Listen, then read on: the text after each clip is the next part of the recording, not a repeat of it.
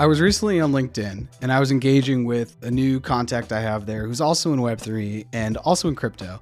And we were talking about creating content, projects he's working on, just kind of things that are happening in the space.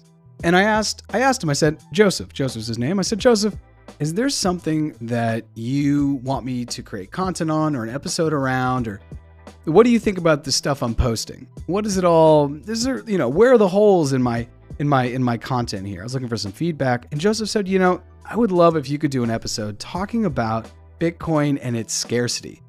Not a lot of people talk about this. And the reason why I think not a lot of people talk about this is because potentially it's just so obvious. It's right in front of us. But today I want to take the time and talk about scarcity. And Joseph, this episode is totally, if I were a DJ, this is your request. I hope you enjoy it. And I hope everyone else enjoys it, because this is one of those things about Bitcoin that may be so glaringly obvious that we all kind of take it for granted. So let's talk about scarcity with Bitcoin. I'm Jarrett Carpenter, and this is More Than Blockchain.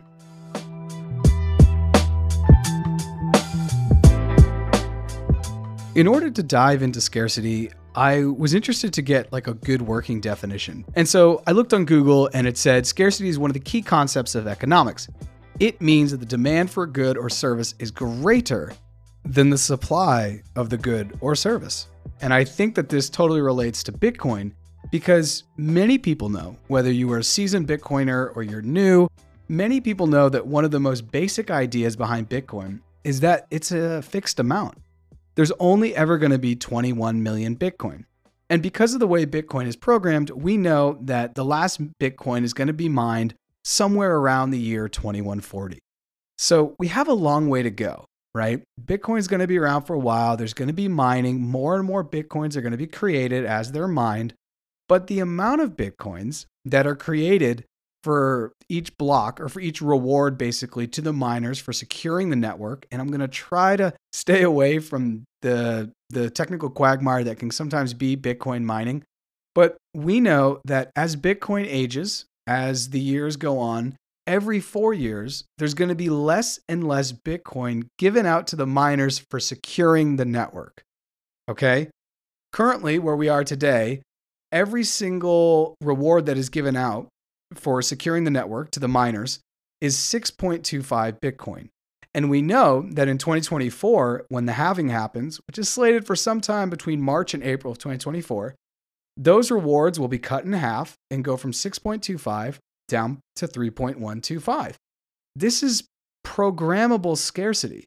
This is one of the most fascinating parts of Bitcoin. In many ways, it's deflationary. If you look at its increase in volume, or the amount that's put on exchanges, or the amount that can be released into the market cap annually, while it starts out a lot in 2009, here we are, not even really around 14 years since it was launched, and 91% of all Bitcoin has already been mined.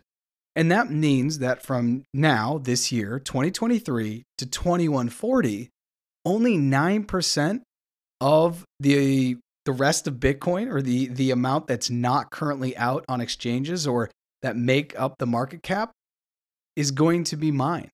So Bitcoin is pretty scarce if you start to think of it that way. And because we can look and we know how much has already been mined, we can then look and see how much hasn't been mined or how much is still to come. And the amount that's currently out now that has been mined is roughly 19.2 million Bitcoins. Now, I'm going to be using that number kind of liberally. I'm rounding down a little bit. According to CoinMarketCap, it's 19,257,106 Bitcoins. So I'm going to round down to 19.2 for this podcast. If 19.2 million Bitcoins are currently in circulation, that means that 1.8 million Bitcoins have yet to be mined. That's where I get the 9% that's yet to be mined and the 91% that have been mined. So how scarce is Bitcoin? Let's do a thought experiment and we can do some napkin math. Let's hypothetically say that all of the Bitcoin ever created, which we know will max be 21 million, were available today and it's out in the market for exchange.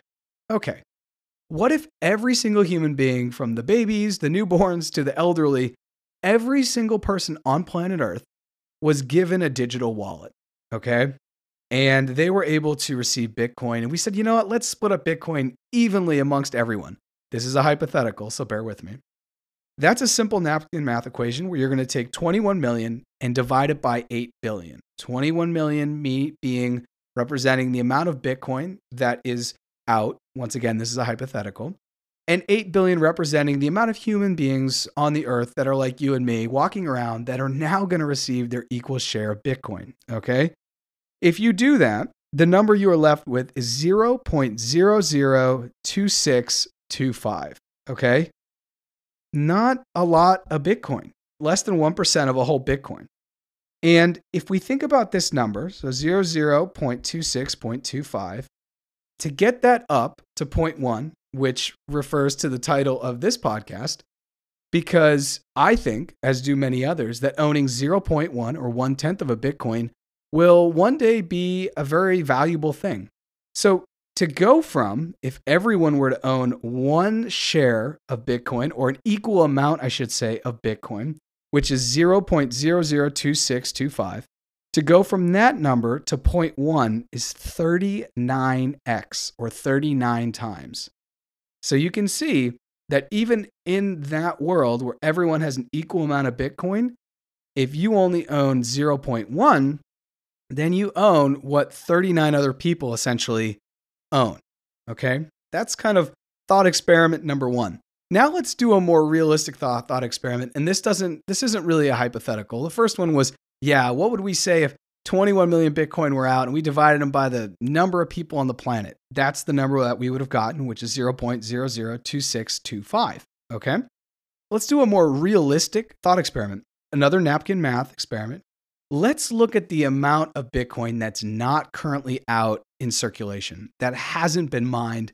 And let's say, what if everyone that has Bitcoin never sells it? So the amount that's in circulation is never sold. 19.2 million is never sold. Whatever Bitcoin amount you own is now the amount that you're kind of left with, right? And now you're going to have to fight for the remaining 1.8, okay? Let's take 1.8 million and divide it by 8 billion. 1.8 representing the 9% of Bitcoin that is yet to be mined or released to circulation. And 8 billion is representative of us, the humans walking around. And apparently we all have access, or we may want access to Bitcoin. But let's say we're not in the digital Darwinism that I think will play out with Bitcoin. And let's say we're going to divide those 1.8 million Bitcoins amongst all 8 billion people. Okay. If you do that, the number you get is 0.0002. Now, how far away is that number from 0.1? Remember, our first number was 39 times away. This new number, which is taking the remaining Bitcoin that's yet to be mined and dividing it by 8 billion people, and the number you get is 0.0002. 3 zeros and a 2. That number is 500 times away from 0.1. Okay? I think we're starting to understand maybe the scarcity and seeing that even owning 0.1 Bitcoin could be super valuable.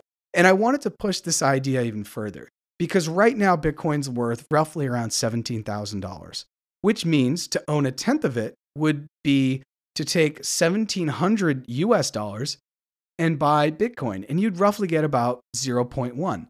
And for some of you listening, 0.1 Bitcoin right now, or $1,700, it's either a lot of money, it's an okay amount of money, or it's nothing.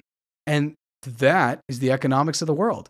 For some people, $1,700 is saving up for an entire year, or maybe multiple years. For some people, it's one payday and they can go ahead and buy that. For other people, it's less than that.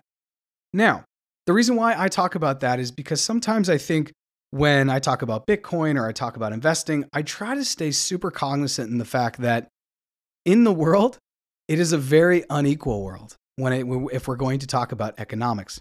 That there are millions and millions and millions of people on the planet that live on less than $2 a day. And there's a high percentage of even people in the United States, if you're listening to this in the United States, or even if you're outside, that we know couldn't handle a $400 emergency. Maybe your car breaks down. Maybe there's a medical emergency. Maybe you lose your job and you have to pay your rent and you don't know where $400 is coming from. Because we live in such a credit system, a lot of the wealth that we have is tied up in debt, or it's on credit cards, or we're leveraging some other facet of the debt system or the credit system to be able to push ourselves forward. And so attaining, even now in a bear market in crypto, 1/10 of a Bitcoin is not for everyone. In fact, I would venture to say that only about 3 to 5% of humans on Earth out of the 8 billion probably have that type of money to be able to put into Bitcoin. Bitcoin being a new asset class that is not part of the traditional makeup of assets. It's not a real estate. It's not a stock. It's not a commodity. It's not a government bond. It's something completely new. And so because it doesn't take center stage in a lot of people's investment portfolio or their future outlook, it takes a lot right now for someone that's maybe not into Bitcoin to say, you know what? Let me put $1,700 into Bitcoin because I believe that 0.1 Bitcoins is going to be a big deal in 10 or 20 years. That's a really tough thing to do when many people struggle right now to pay off their credit card bills or to pay their rent or to make sure their mortgage is paid. I say all that as the context to say that I'm not taking it lightly that owning 0.1 Bitcoin as an important thing. I think it's something that we always have to have within the context of where we are. And for many people on the planet, that's just not it. Getting fresh water, making sure they have electricity, making sure they have Wi-Fi, making sure they can get to work, making sure they can pay for their medicine, they can pay their rent, they can pay their mortgage, they can put food on the table. All of these things supersede owning 0.1 Bitcoin.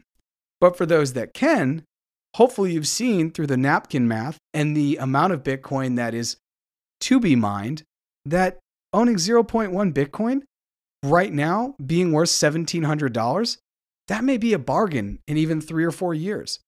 Once the 2024 halving happens and the block reward is cut in half, what we've seen in the past, and once again, we know that we can't use anything in the past to forecast the future. This is the hot hand fallacy. But what we've seen in the past is when the halving happens, the price of Bitcoin appreciates greatly. And I am a personal believer that, as I've said in I'm looking at my notes here, episode 19, I am a personal believer that Bitcoin gets to $1 million by 2030, 2032. In that reality, then the $1,700 tenth of a Bitcoin today is now worth, or would then be worth, $100,000. So I don't think that there was a way for me to probably talk about Bitcoin without talking about price, but I hope in this episode I've shared with you and laid out with some simple napkin math how the amount of people, which could all be potential demand, and then the amount of supply sets up for a situation where owning 0.1 BTC or Bitcoin could be a lot.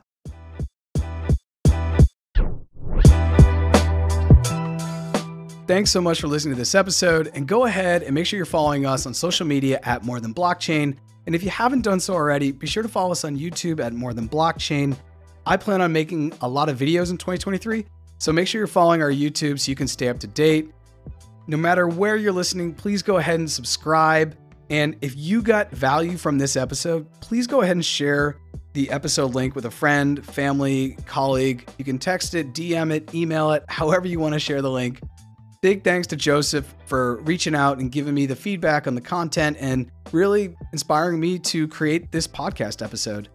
And on a final note, this is not financial advice. I bring up the prices to kind of put it in context where Bitcoin is and where it could go. But hopefully the napkin math that I talk about with the amount that's in circulation now, the amount that will be in circulation over the next 120 years, and looking at the two factors we have, which are the demand or the potential demand, which who knows, could be 8 billion people, we'll see, and then the supply, which we know is only going to be 21 million. It's just kind of fun napkin math to do. But once again, this is not financial advice.